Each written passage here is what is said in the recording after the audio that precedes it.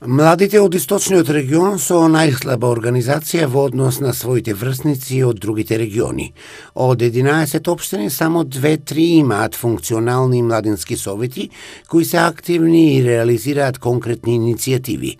Како и од каде треба да стартуваат младите и да почнат своите идеи да ги пласираат до локалните власти и заеднички да настапуваат на локално па и на регионално ниво. Беше темата на првата регионална конференција во организација на Асоциацијата за интернационална мобилизација и Цивика Мобилитас.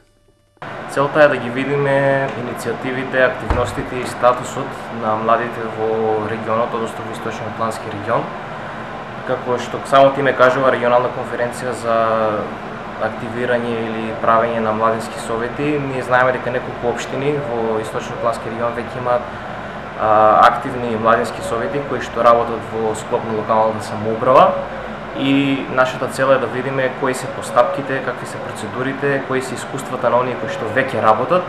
за да ги пренесат на оние општини кои што немаат формирано младински совети. И со оваа иницијатива сакаме јасно и гласно да порачаме на локалните самоуправи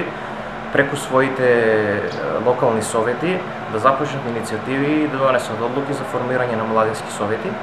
Ние како граѓанска организација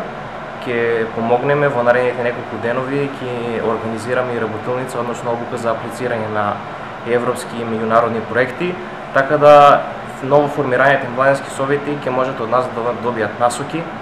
каде, како, каде да се обратат за да добијат некои искуства или знаење, бидејќи знаеме дека не сите знаат да работат на такви проекти.